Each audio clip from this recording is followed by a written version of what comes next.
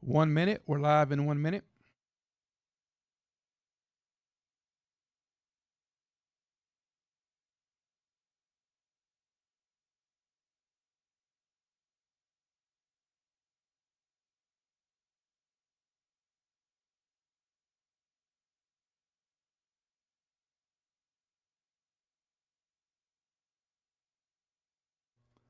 Thirty seconds.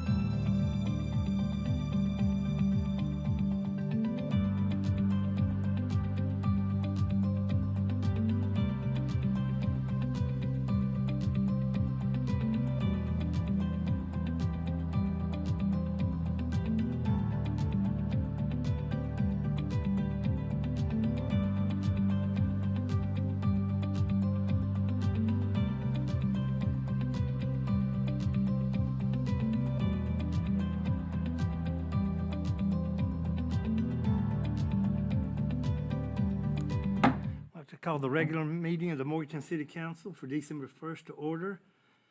At this time, I'd call on Butch McSwain to lead us to the Pledge of Allegiance to the flag. If you'll please rise. I pledge allegiance to the flag of the United States of America and to the republic for which it stands, one nation, under God, indivisible, with liberty and justice for all. This time, I'd like to call Associate Pastor Amy Kincaid from the Boone Church and Chaplain for Memoriam to give us an invocation, please. Amy, welcome. Thank you. Thank you. May we bow our heads, please? Heavenly Father, in this season of thankfulness, we thank you for this day and for all the many blessings you bestow on us here in Morganton, Burke County. Lord, we gather here this evening to seek your grace and your guidance. As the City Council meets, Lord, I pray that you will grant them clarity and they will seek you as they commit themselves to serve the people in this city with integrity, humility, and compassion. We thank you for the privilege of living and working in this community. Help our leaders to listen carefully, to speak respectfully, and act courageously for the common good of all people. Lord, tonight I lift up our newly elected council members as they begin their service. I ask that you bless them with wisdom, discernment in challenging moments, and dedication to fairness and truth. May they all work in unity. And God, I pray that you will guide the council as they take on their responsibilities and strengthen them to lead with honor and compassion.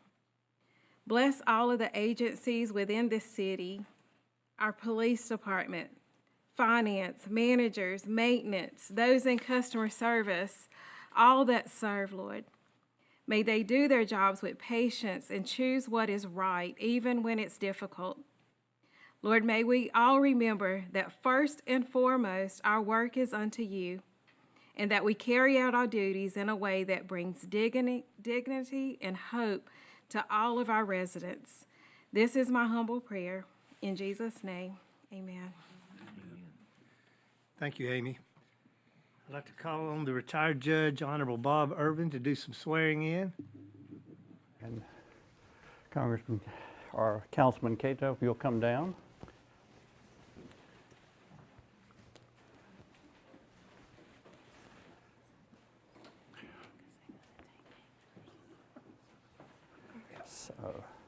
you'll be here, if you want to kind of stand behind her with the Bible, and then if y'all will gather around.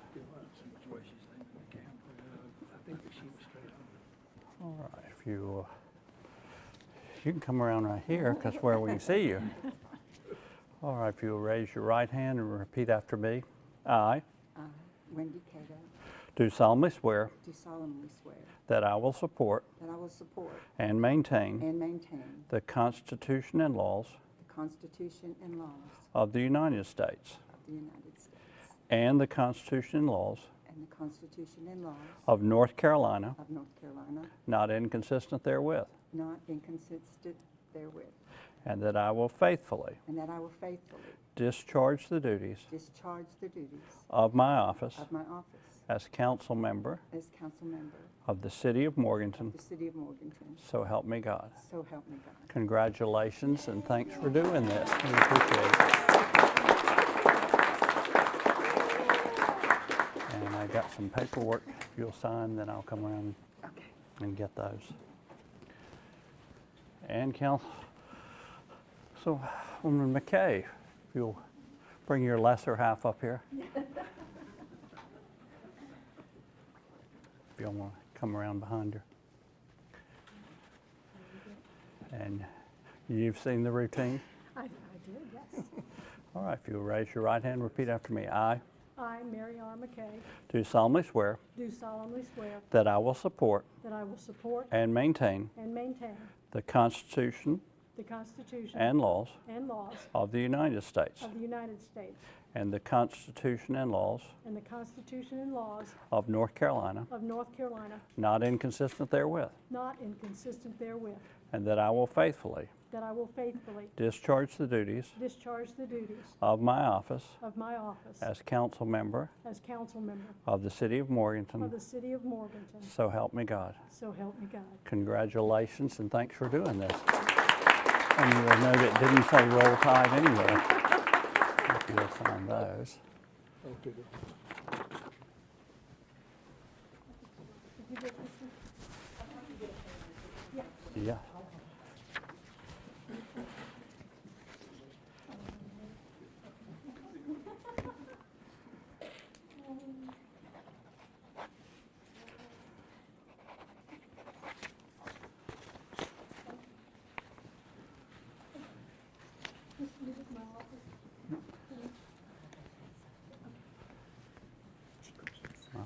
At this time, I'd like to call on the newly sworn-in members. If they'd like to make any comments, I'll ask Present Mayor Pro Tem Wendy Cato. Would you like to make any comments?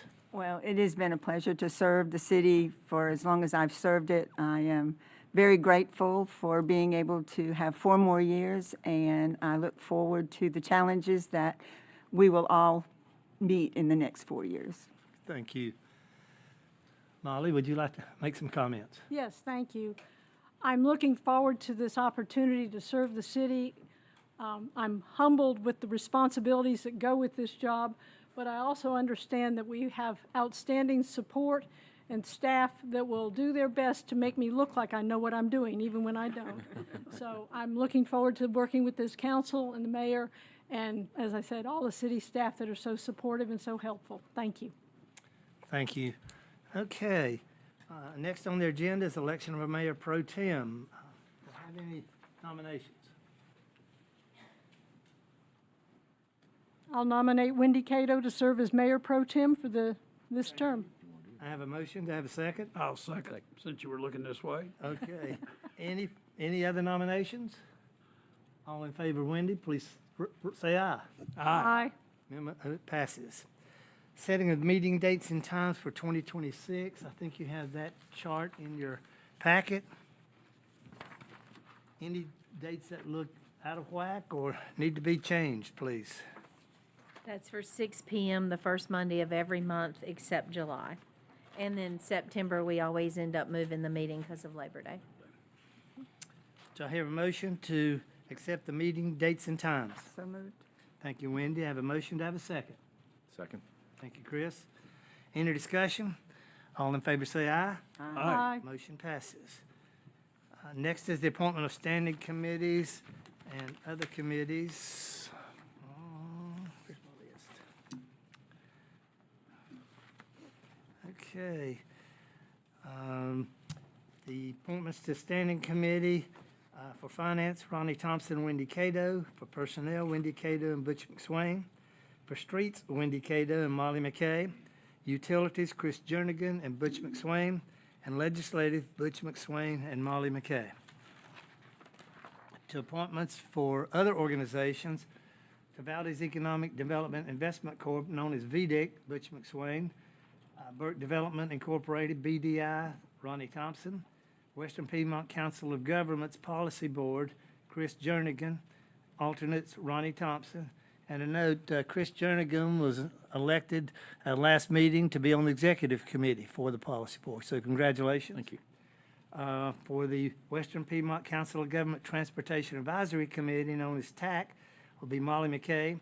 For the North Carolina Municipal Power Agency number 1 will be Chris Jernigan.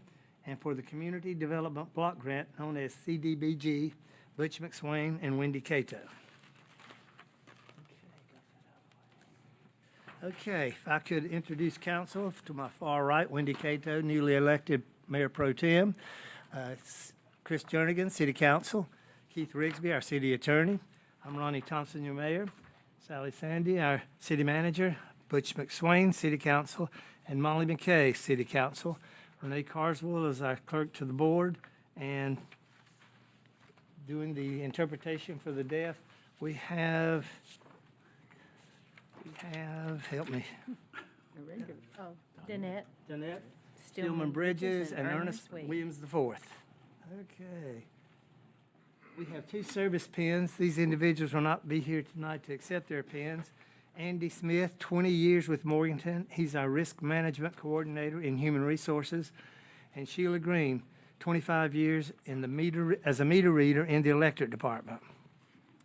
Next on our agenda is a retirement. I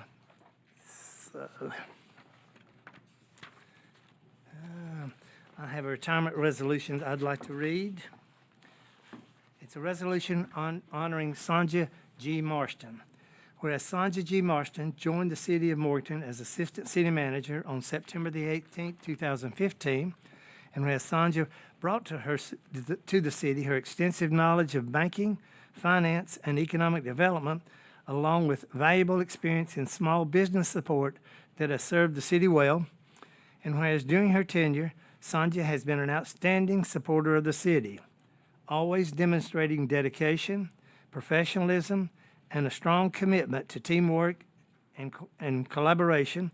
And whereas Sonja has been a vital liaison with state and regional officials, helping to strengthen Morganton's partnerships and move important economic development projects forward. And whereas Sonja's ability to make friends and foster professional relationships across all levels of government has brought great respect and recognition to the City of Morganton. And whereas Sonja retired from the City of Morganton as Assistant City Manager effective December 1, 2025, and whereas the Morganton City Council wishes to officially recognize the many contributions of Sonja and express their appreciation for her leadership, service, and a job well done, now therefore be it resolved by the City of Morganton that the mayor present this resolution to Sonja J. Marston in recognition of her dedicated service and lasting contributions to the City of Morganton, adopted the first day of December 2025. Ronnie Thompson, Mayor. Renee Carswell, City Clerk. I'll ask Mayor Pro Tem Wendy Cato if she'll make that presentation and that resolution. Sonja, if you'll come forward. Well, all the tears have already been shed, so, this is just to remind you that you have left a big mark on the City of Morganton, as well as a big mark on each and every one of us that have been here with you and working steadily. And even so, things that you have started aren't finished yet, so you'll be watching them come to fruition, which is really, really nice. But it has been personally a wonderful experience to get to know you. Thank you for leaving at least 50 to 75 pens for everybody to share. We appreciate that tremendously, but there's nothing more that can be said than what is said here and what has been said in the past. So congratulations. Keep going and traveling for as long as you can. There you go.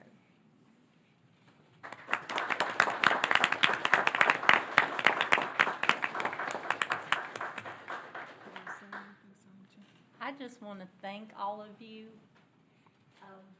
It's been a pleasure working here for the last 10 years. I've had a great council to work with the whole time I've been here.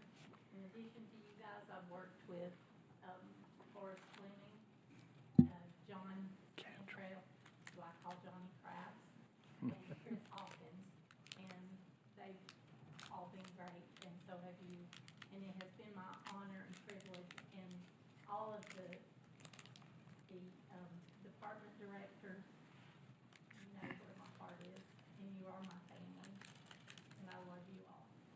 Thank you.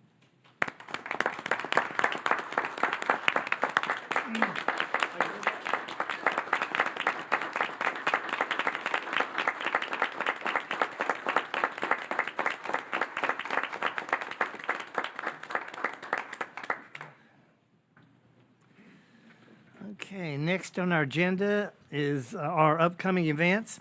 Oh, a motion to accept the resolution. Need a motion to accept that resolution. So moved. Second. Second, thank you. All in favor of the resolution, please say aye. Aye. Okay, motion passes. Under upcoming events in downtown the City Hall, we have Art in the Park in December and January. It features Tracy Granzero. She is formerly trained in oils, but in the last decade has been drawn to acrylics. She is a Granite Falls, NC-based artist.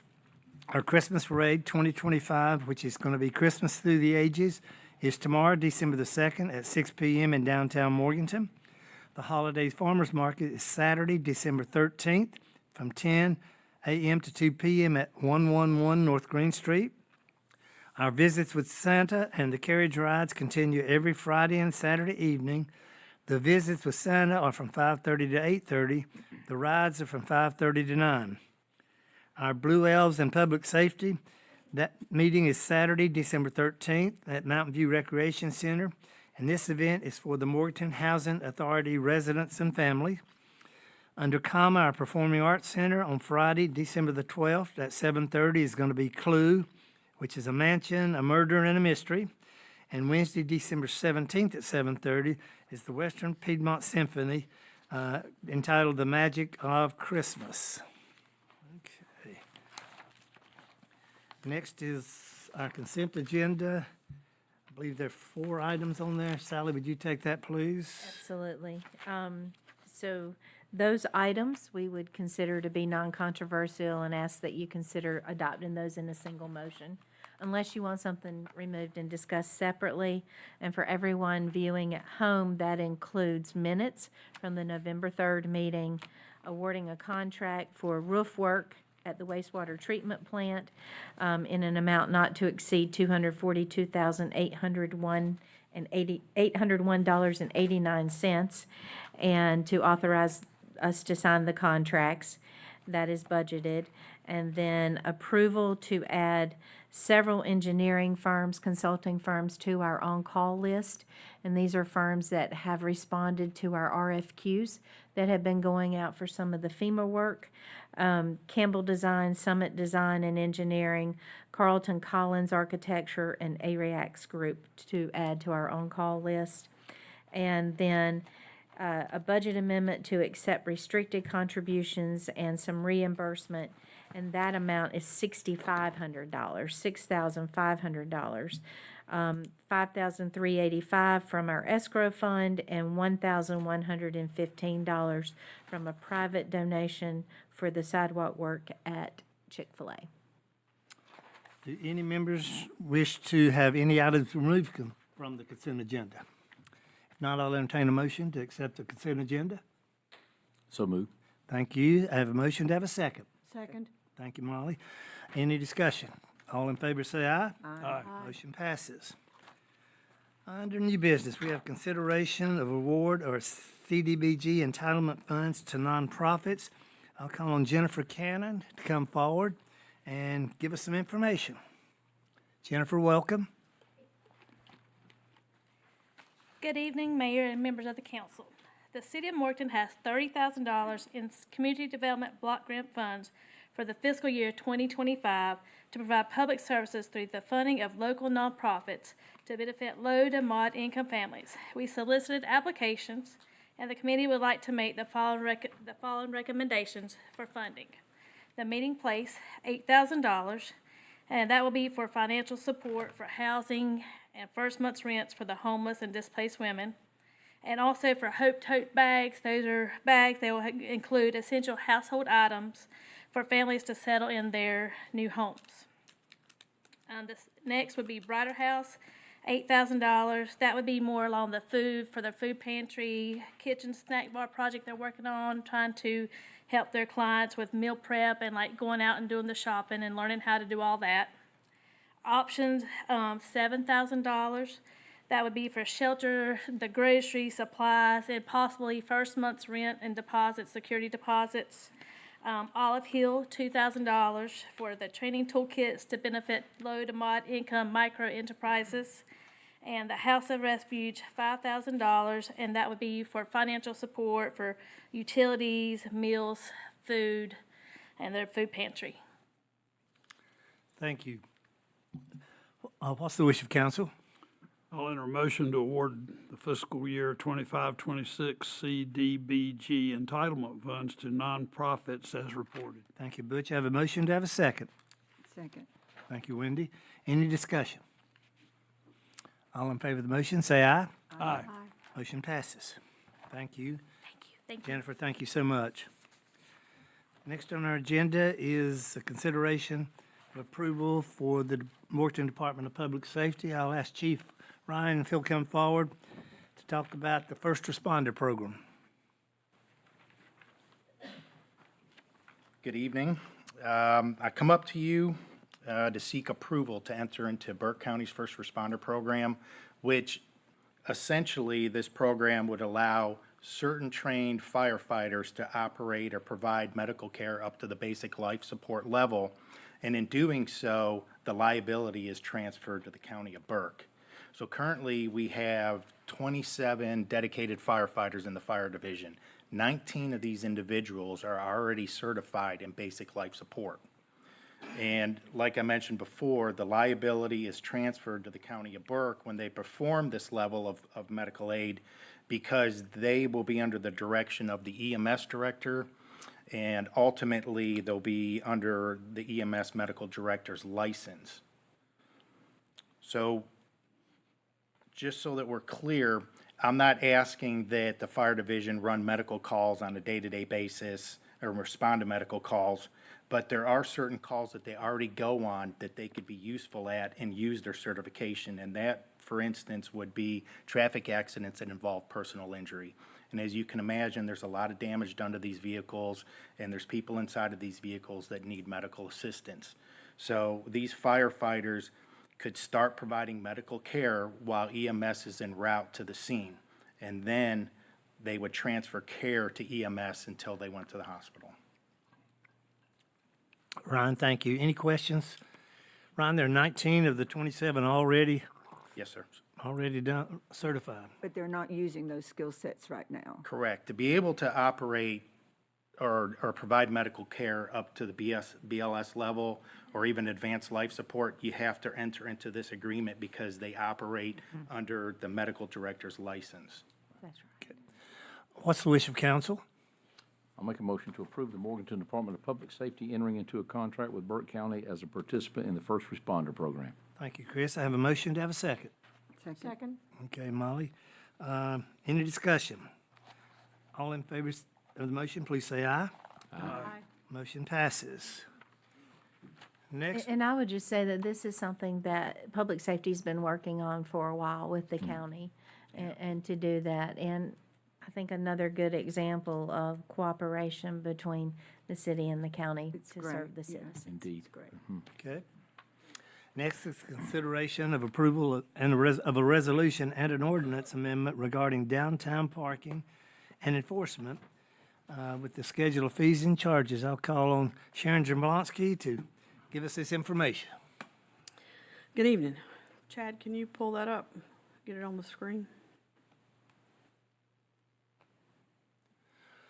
Maybe, maybe not. Oh, there it is. So, what I do want to emphasize tonight about this, because I know that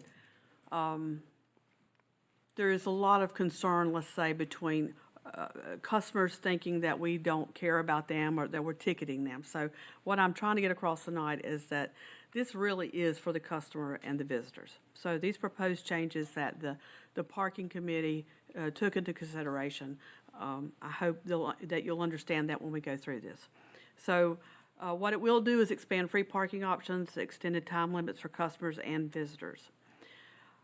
I did want to just say a couple things. Why were these changes requested? There was a survey of downtown businesses done for owners and employees, not customers. This was for owners and employees. It's interesting, 63% of them view customer parking as essential, but 52% of them support eliminating all fees. So unfortunately, the same people who find that it's very important for the customer parking do not wish to park where they should. They still want to park where the customers park.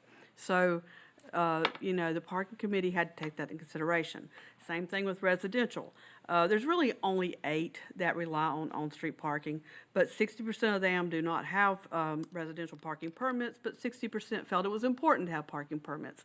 Now, what that tells me is our parking permit program was not working, and this new program will fix it. The surveys were reviewed. The committee explored the viability of removing all parking limits and fines. I want you to know that there was a lot of discussion about it. The strategy at the end was deemed impractical because of the ongoing issues of employees and business owners utilizing parking intended for customers. The recommendations from the parking committee were to explore modern ticketing systems, better signage, ensure consistent and impartial enforcement, and extended time limits and closer in all-day free parking. And I think that we have met all of those things. So the recommended parking changes for this evening are the time parking. This is only designated 2-hour parking will go to 3-hour parking. The courthouse square, all 4 sides will go to all-day free parking for customers and visitors only. And I'll add to that in a minute. The parking lots that are currently signed as 2-hour or 4-hour parking will now be all-day free parking. So, for reference, this is the parking lot behind Madness, if you will, between the Madness and, I knew I wouldn't remember it. Oak Hill Iron. Thank you, Oak Hill Iron, running back down toward Wells Fargo. Unless it is signed otherwise, which really that happens in that back lot. The lot behind the general store and Crafted, all that is right now, and Grind is all 2-hour parking. That will go all-day free parking again, unless it is signed. There is some private lot spaces there that are clearly signed, but otherwise that will be all-day free. The other is the gravel lot off North Green Street currently is all-day free. The lot behind John Payne Photography, which has always had it has always been leased parking, if you will become all-day free parking, with the exception, I believe there are 4 spaces there that are excluded. Again, they are clearly signed because that was an agreement with the people that lease those buildings, or when we bought the property. And then I said the lots behind Madness. Oh, the other one is the First Methodist Church. There, we lease a portion of that to the right, closer to the flower shop. I know that sounds odd. All of this will be on a website. A map will be given to everybody, so don't let me confuse you. But there is 2 sets of parking there that can be used. For residential parking, we're going to make this much easier. You will not have to go to public safety and get any kind of permit. Once we get online finally with T2, the downtown residents will simply fill out a form online, and then your vehicle information will be in the system. And whenever she comes across your car, our parking permit person, then she's going to know that you're a resident and leave you alone. Unless you're in a handicapped space that you shouldn't be in or where you shouldn't be. But in addition, so what I want to say, in addition to the all-day free parking that goes around the courthouse square, the only side that will not be open to the residents will be the East Union Street side. So The parking that goes around the courthouse square will say, for visitors and customers only, except for residential permitting, which will be on 3 sides. So we're not going to allow residents to park on East Union Street because we feel that that is, well, no, that's East Union, so more important, we feel that it's so close to the businesses. There's no reason for that. And then you've got the all-day free parking that we've just opened up as well, so. With the changes comes enforcement. And I will tell you again that when we spoke to other people about the T2 system and the handheld system, which has greatly brought us into the 25th century probably, the main thing was it still only works if you have some enforcement behind it. And that has always been our problem. So again, enforcement is necessary in order to assure proper turnover and convenient parking for customers and visitors. I will tell you again, there are 1,700 plus parking spaces throughout downtown. It's 38 blocks, 1,700. All business owners and employees should be parking in the all-day free lots. I can't not say that. I just have to repeat it one more time. They really need to be parking in the outer free lots, in my humble opinion. With these changes, we are offering, though, more parking lots for business owners and employees, as I've noted in the list on the earlier slide. But with that, it's going to come stronger enforcement in order to maintain on-street parking and the convenient all-day free parking around the square for customers and visitors. So parking tickets are going to, we're asking that parking tickets go from $5 to $10. Same block violations, which have been in effect since the beginning of time, will be enforced. Moving your car within the same block does not buy you more time. You can move yourself in the same block, but you're still only going to get 3 hours in the same block, okay? Just wanted you to know, this is what the parking ticket will look like. You can see that there's a picture of your what will be of your license tag. These are waterproof, weatherproof. There's no more paper envelope that goes with it. You can immediately scan the QR code down there and pay it, or there's a phone number you can call and you can pay the ticket. If that's inconvenient, you can go to public safety and pay it. Parking tickets.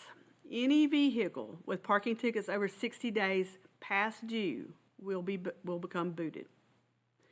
Once it's booted, they will have 5 days to pay all the unpaid parking tickets. If they have not paid all the unpaid parking tickets, then the vehicle will be towed, and all fees incurred will be at owner's expense. I think the biggest change, well, I'll get to it in a minute. Again, you can pay by scanning the ticket, paying or calling the number on the ticket, and you can pay in person at public safety. This is the biggest change. All parking payments, notices, and collections will now be managed by T2 mobile systems, so not the chief. They can go up and whine to him, but he will have to figure out how to get on the computer and call them. There is the ability to dispute a ticket online. They make it actually very simple. You can go online, you can fill out, but all the information is in there about your car. So if you have, I'm going to make this up, 10 tickets, okay, they're going to show you all those tickets with the dates when they were given, who gave them, and the whole thing. So you can see at any time what you're into. I would remind people, well, we did add one thing new. 10-minute loading and unloading marked spaces do work. They work when people actually pay attention and do what they say. And they are in places that the parking committee feels very strongly where they are needed. So, however, we still have a few people who think that means they can park there all day. So that will become a $30 ticket for being over the time limit. And that means if she comes around every 15 minutes and you're still there, I guess you're going to get a $30 ticket every time she comes around. Unauthorized parking and handicapped parking spaces will continue to be $100, fine or greater, as the state says. And then I wanted to put this in here because we're seeing a lot of problems with this. Parking in a space that is striped beside of the handicapped parking space, ergo people, it goes with the parking and the handicap space. It means that people pull in, they can get out, and they have room to get their wheelchair out or to get out. So you parking there is a $100 fine, automatic. Doesn't care if you got a placard or anything. It's not an extra space. These are our new signs. Mackenzie, our Main Street manager, did a fantastic job on these. It's in keeping with our new brand. It tells you it's Monday through Friday from 8 to 5. It talks about the loading, unloading. We will add a $30 fee to the 10-minute lot.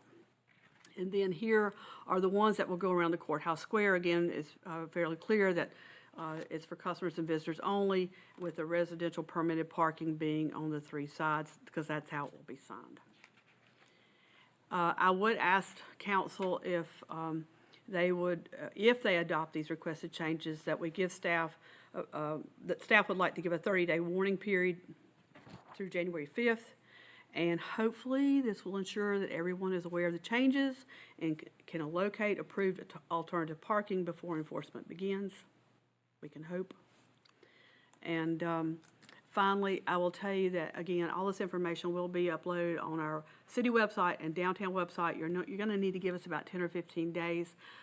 As much as I'd like to stand up here and tell you that we're all trained up, we have had issues with getting our parking person trained, not because she doesn't want to, but because we can't get the T2 systems.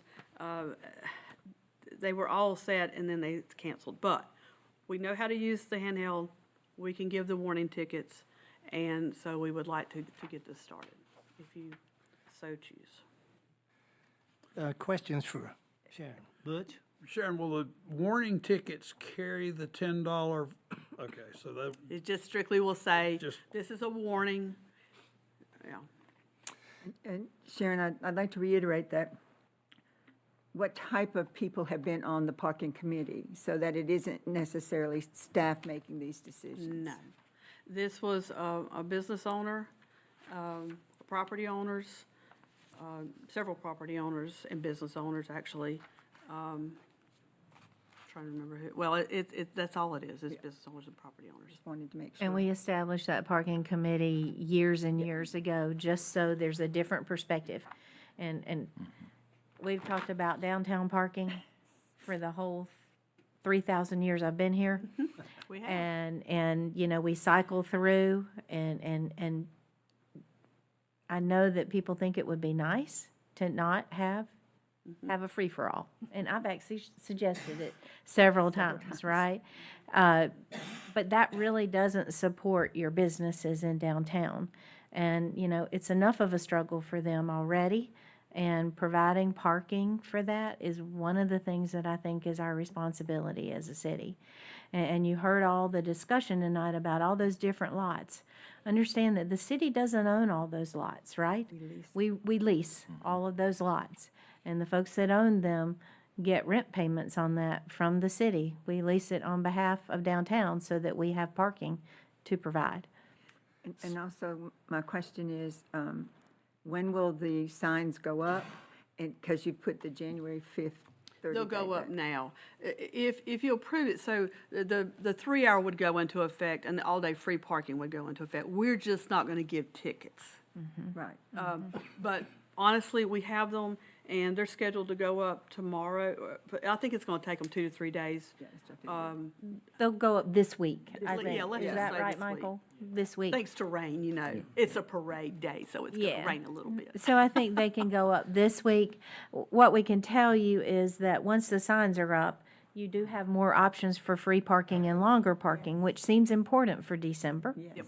And if we don't get the full training and stuff to start, then we'll extend the warning period past the 5th. I think it's safe to say the earliest a ticket for money would be given would be January 5th. It may end up being a week or so later.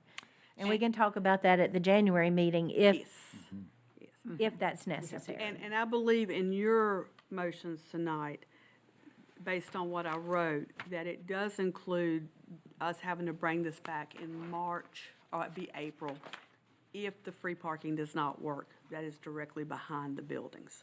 That is my only concern in all of this. But the parking committee felt it was very important that we meet the parking survey halfway. I mean, that we meet some of the give and take there, so. Sharon, Sally mentioned the free-for-all. What happens on Saturday? You don't have the same level of businesses Okay. open. This is Monday. You don't through- have this is Monday. Just Monday through banks. Friday.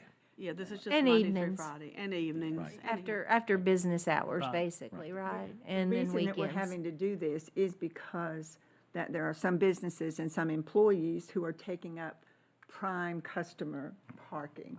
And so that's why we've had to establish this. And so when they're not working, that's not an issue. Molly? Yes, Sharon, under the current permitting system, those of us who live downtown have our little sticker on our cars. And we were given a placard or a designation to provide to an overnight guest whose car is going to be there overnight. I don't see how that's going to work with this new system, and yet we still have a prohibition against no overnight parking be permitted between the hours of 1 a.m. and 5 a.m. in any part at any time in parking areas regulated by the ordinance. So that impacts my house guests or somebody who's staying at one of the short-term Airbnbs. Okay, so because all of this is online, and that's what I was gonna talk to Polly about, because I think I think we only have one Airbnb. yeah. And Keith. Well, Keith has his own parking lot.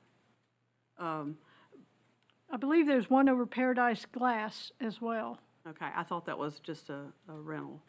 At any rate, it doesn't matter. The point is, you can go online, and all you have to do is put in the information, and it'll be good for however many days. You just need to put it in there. Okay, And so in they'll addition, know. so in addition to having to make sure there's clean sheets on the bed, I have to go online and make sure my house guest's car doesn't get ticketed. The sheets are okay. optional. Sheets are Sheets optional. are optional. Just- You gotta get the parking. I can tell you this, that if it's easier to get a placard for your guest, we have no problem seeing that that's available at Public Safety. Okay, I will see how it works one way or the other, but I appreciate that, thank you. Which probably honestly would be easier for the Airbnb folks. Probably. And it's not a Yes. problem for us to get a placard made and have it ready to go.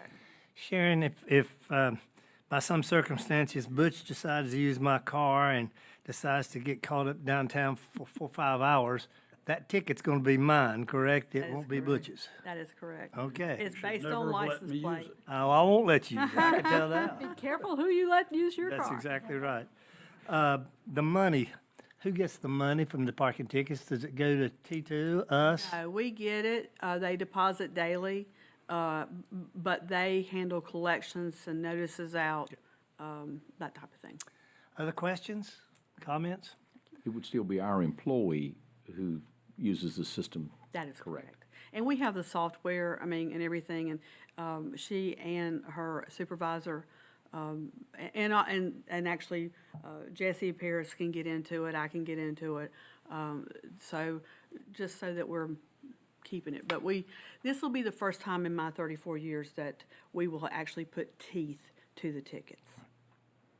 Otherwise, I'm with Sally, we just need to let it be a free-for-all and let them go, because to waste money on an employee out there who's given a ticket who it's never gonna be collected, is it's futile. Yeah. And I'm just going to say this just to lay this to rest. This is not about paid parking. We are not going to go to paid parking. No, we are This not. is about ticketing if you stay in a space longer than the hours allow you to be there. That's right. That's all. Just like, and I'll be honest, I've been to Asheville multiple times, and it's a $25 ticket. I've paid my share.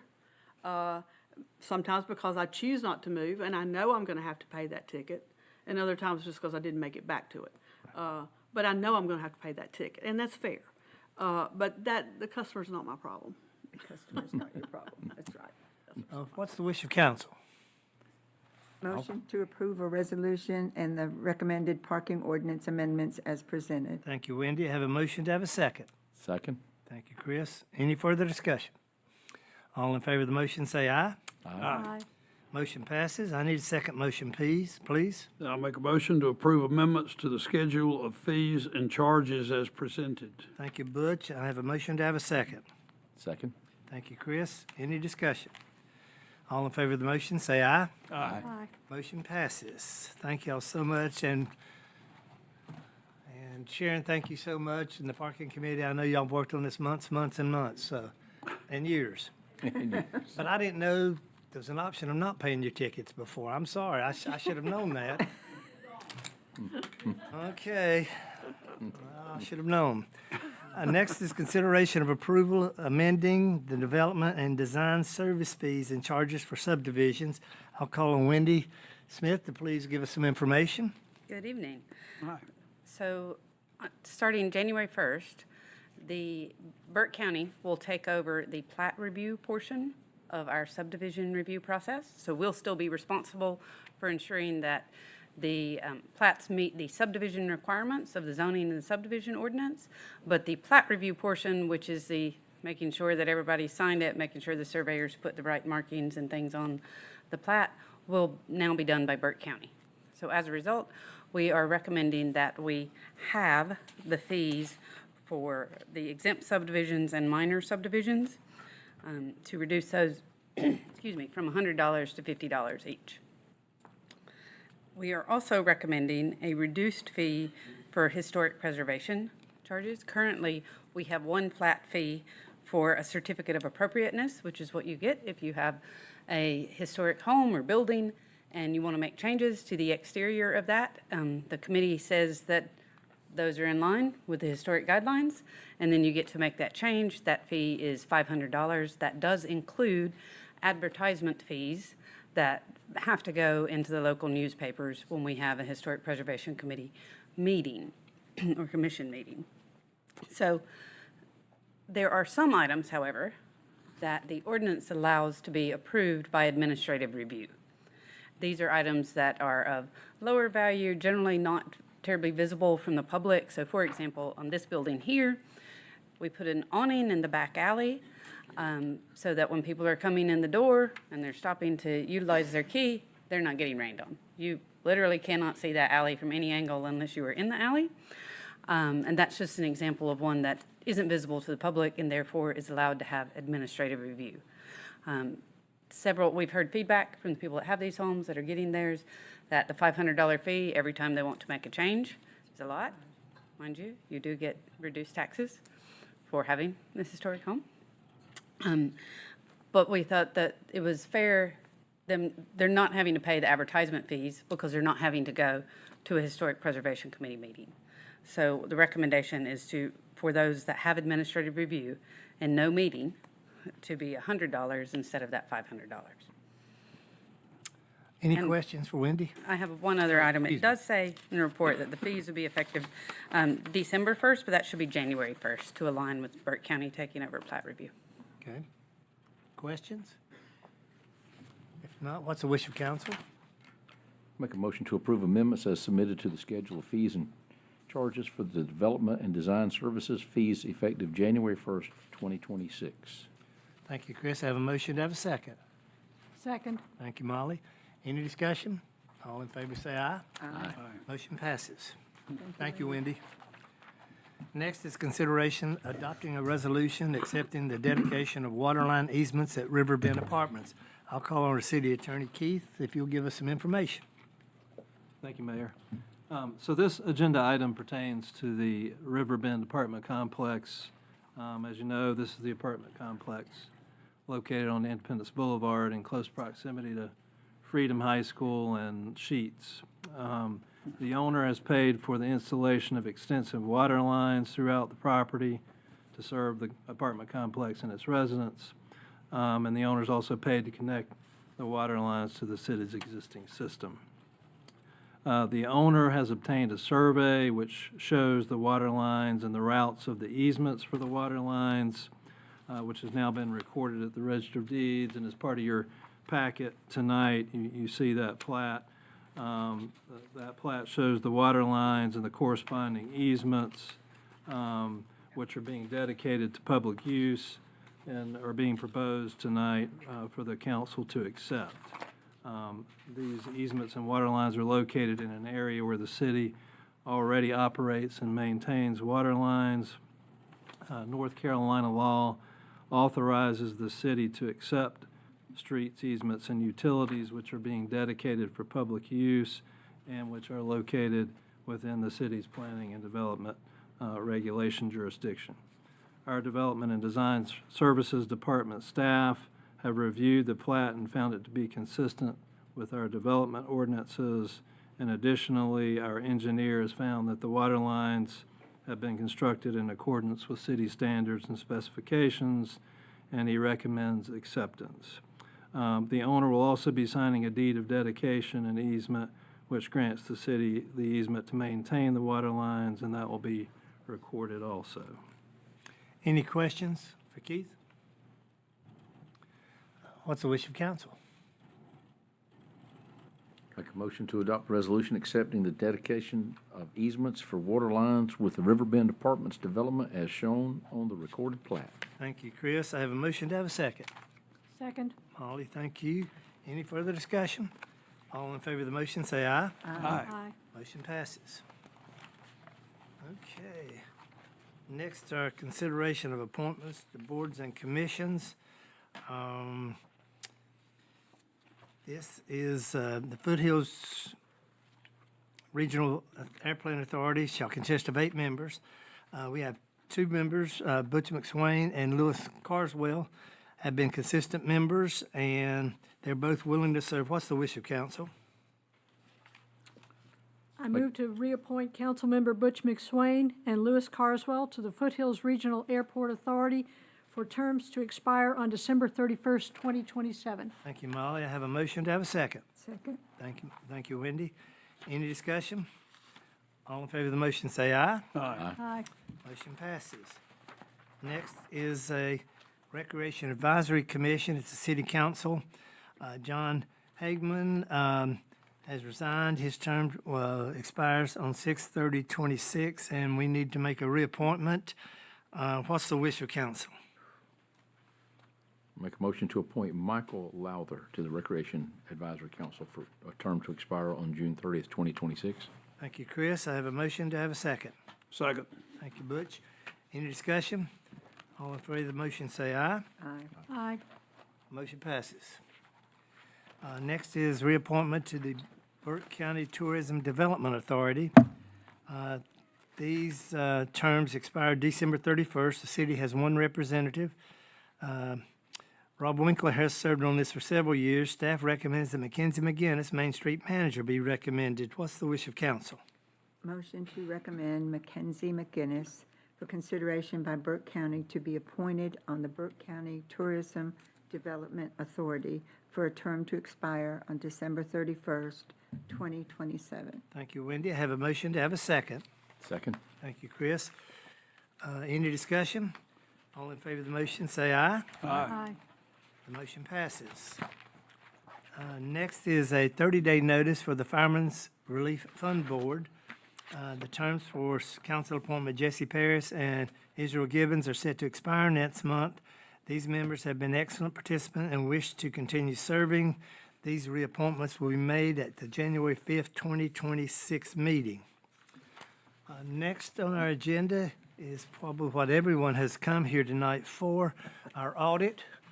I'll call our auditor forward. He's already had one tonight, I understand, maybe in Conover, and he's carrying enough books for us to keep us busy for quite some time. Yeah, this is your nighttime reading. Take it home with me. I can hardly wait, actually. I can't wait. Does it come with Cliff Notes? Thank you so much. Thank you so much. Thank you, sir. And what have I signed up for here? That is what you signed up for. So I hope everybody had a good Thanksgiving. Yes. I'm going to jump from this smaller report right here. Thank you. And then thank you for allowing our firm to do the audit report.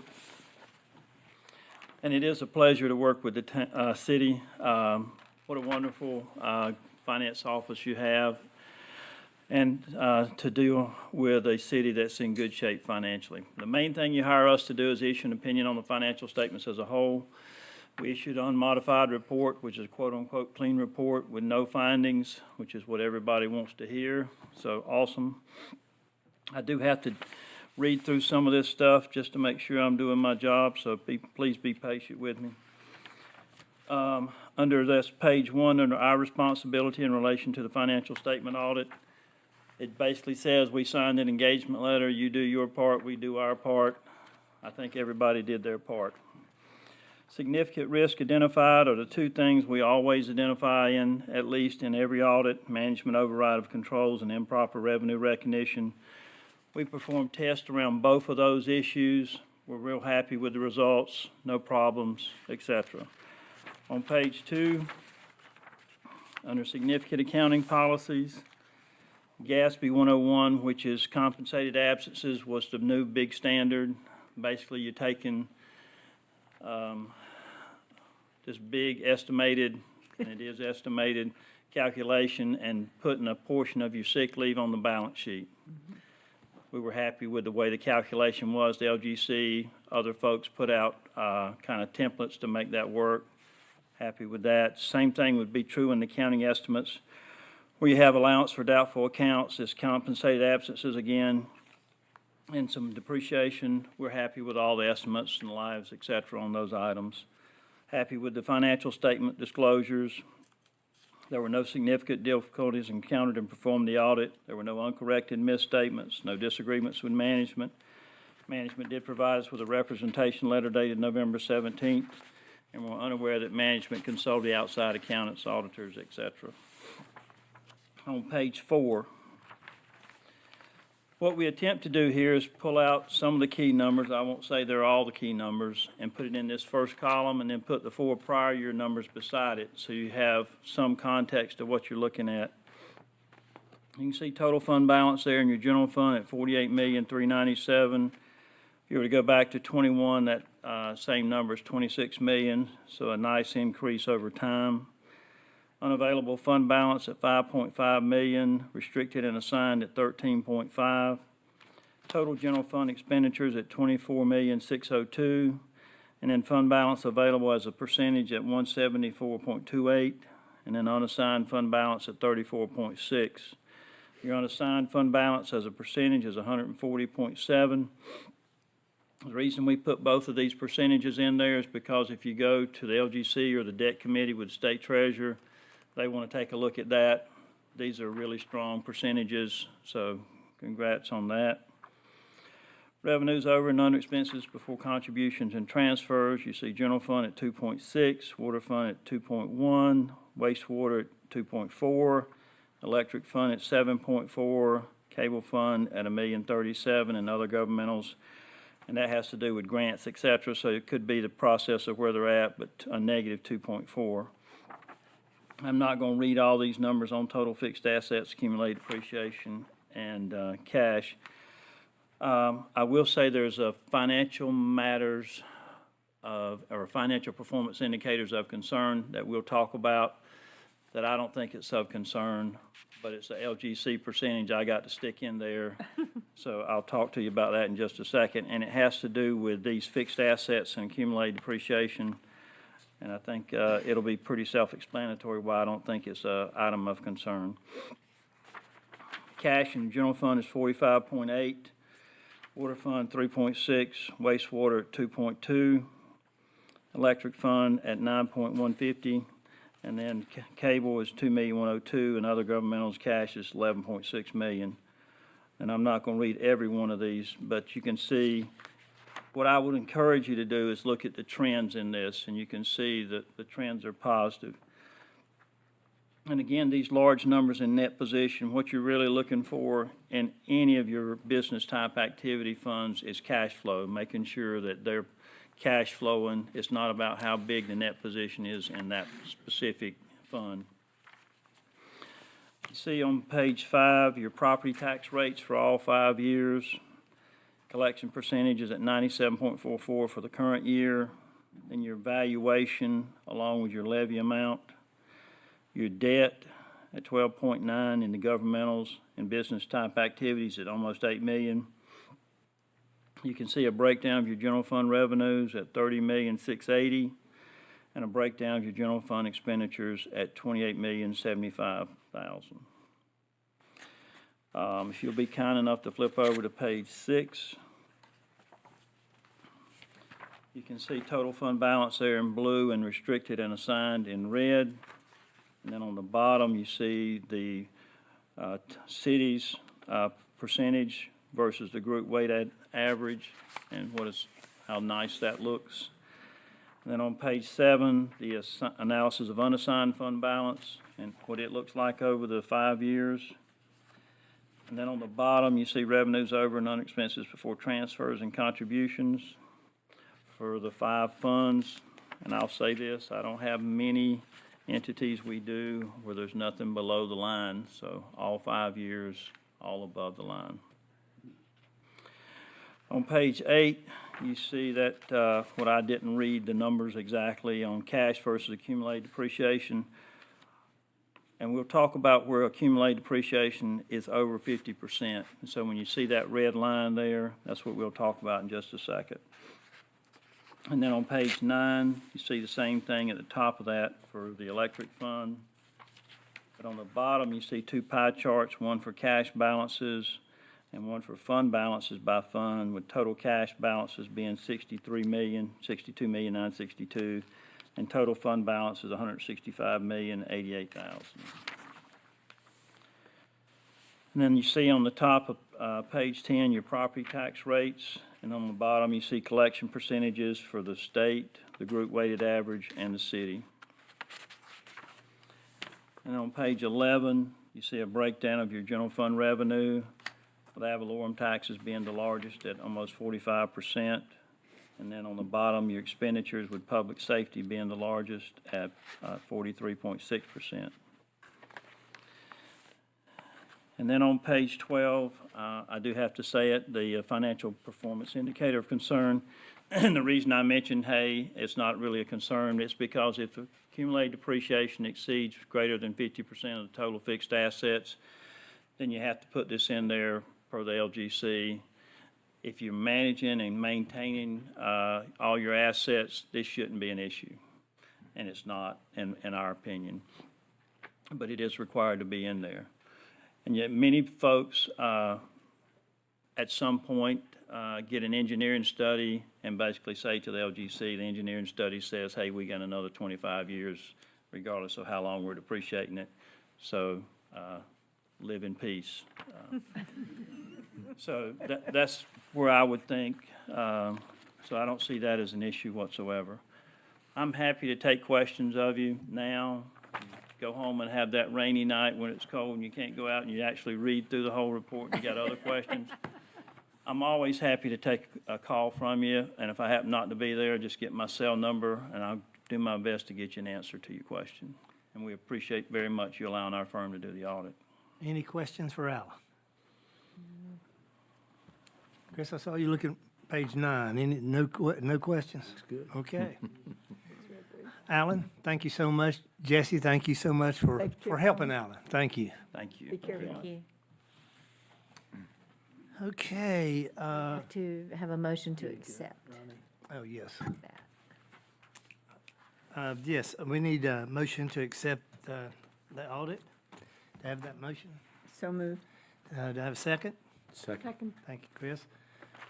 Any discussion? Oh, All and in- Jesse, Oh, Jesse. one thing. Real quick follow-up. On that indicator of concern, we are required to respond to the LGC with our corrective action plan, and every member has to sign that, so I'll have that to Renee by tomorrow.